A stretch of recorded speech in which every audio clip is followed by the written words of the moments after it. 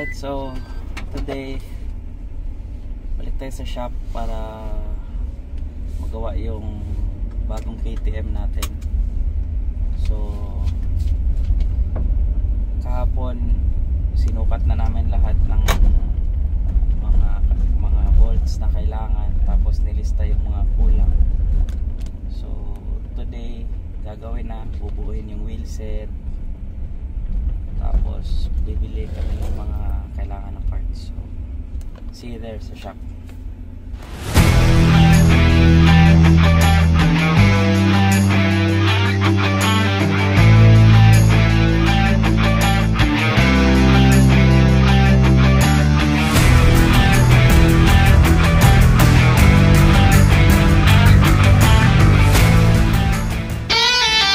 Alright, so ngayon inaantay pa kasi namin yung mga parts neto.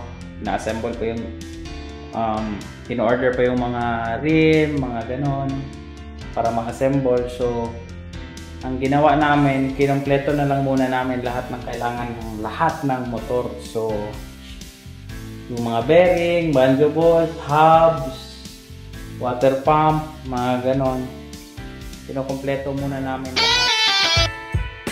Alright, so today I'm on my way to pick up the KTM 350. Dali natin kay Pikeng kasi kailangan i-revise yung engine mounts kasi tumatama yung throttle body. So kailangan namin i-actual yung throttle body na gagamitin, kakabit sa motor para ma-alter konti yung angle ng makina. May limit lang din kasi yung angle na pwede mo ilagay sa makina. So after that, mag-vibrate na kasi mag-iiba yung crankshaft balance mo because of the orientation. So I'm close to the maximum. Hopefully, yung maximum setting kaya pa at hindi mag-vibrate. So going there now, and then I'll update you guys once kay Pikeng na tayo. Alright.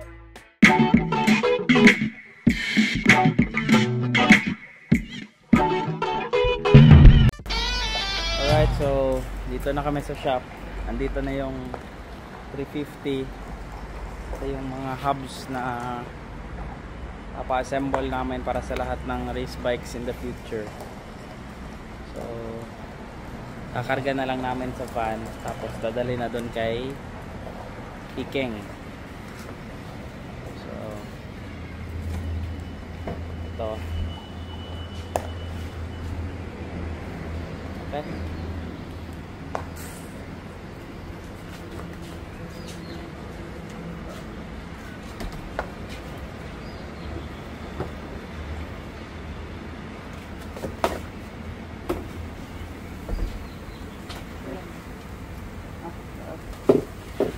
Kakarga na namin and then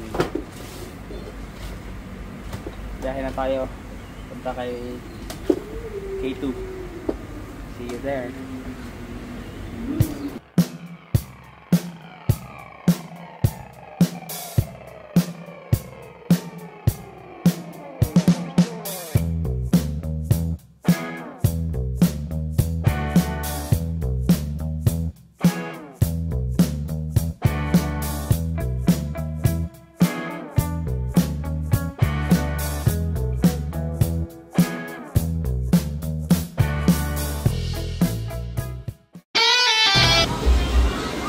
So eto, pinapa-adjust ko na yung hub. Tatabasan na. Tapos para gumaan din. So sisimulan na, 6 to papagawa ko.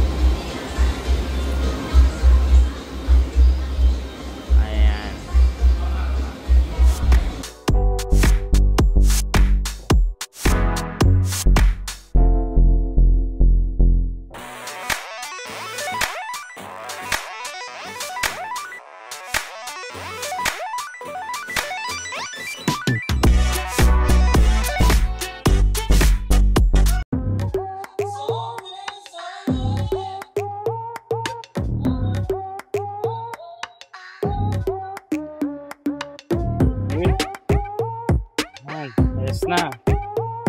Nakatapos na. Ayan. So, ayos na lahat.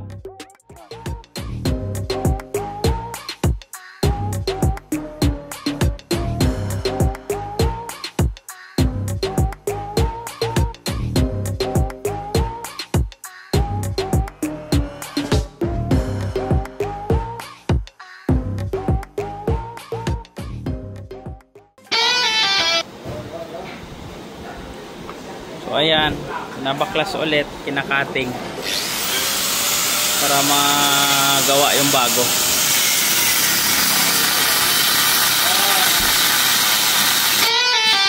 Alright, so ito ginagawa na ngayon, kinalas yung bracket ng makina para magawa ng bagong bracket. So ito siya, pakita ko sa inyo. Ayan o. Ito, tinanggal. Kasi kailangan i-relocate yung butas. So, tinanggal, gawa ng bago. Kaya, nagka-cutting pa. So,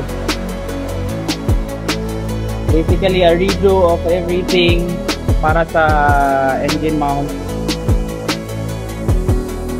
Just to add ilang degree to clear the throttle body sa main frame.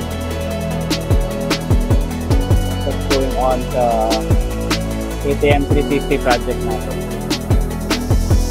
Alright, so ito na yung mga spacers, hub spacers sa loob. Yan. Install ganito. Tapos mamaya gagawin pa yung gitna.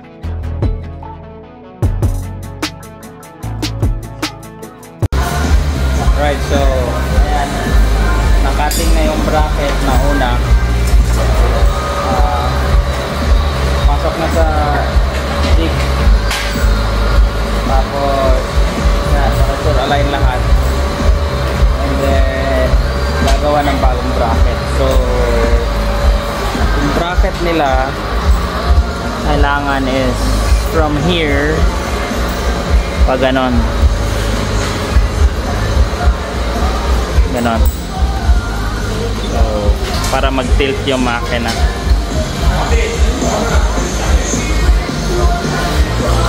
Mahaba kasi itong bagong throttle body natin compared sa yung stock ng KTM. So, walang choice, kailangan gawin ulit. Ito yung master craftsman nila sa aluminum.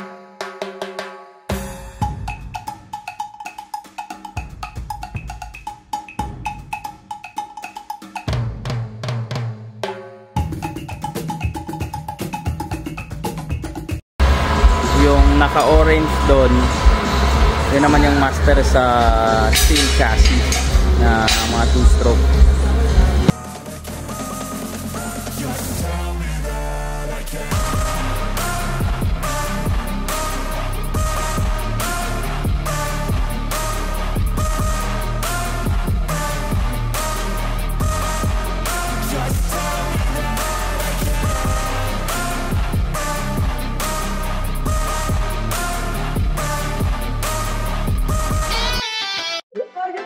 Alright, so ayan na yung bagong bracket. Ka-align na lahat. Gagawin na lang yung cross brace dito. We-weld na lang. Pero ayan na siya, oh. Ready na.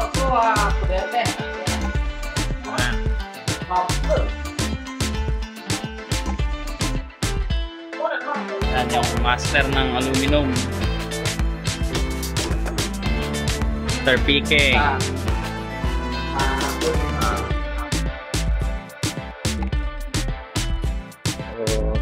Bilis nila, very efficient. So only been mga pila pa, 2 hours? Mga 2 hours. Nag-cut pa lahat-lahat. Tapos gumawa pang bagong bracket. Ano, one piece yan.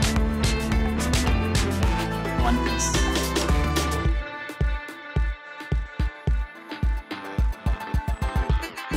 Alright. So, nagtatampo ako dito sa shop ni Bang.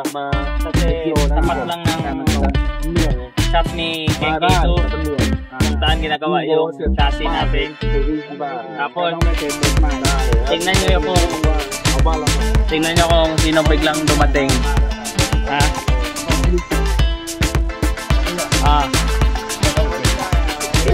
Ito, biglang dumating, oh. Hello. Tekno. Nabigla sila pagpunta nila dito. Kumuha din kasi silang chassis kay K2. So, ayun. Kita kami dito, shock sila. Alright. Good times, good times. Antibaka. Alright. So, ayan. Kalas na yung makina. Babalik yung engine cradle. Full well.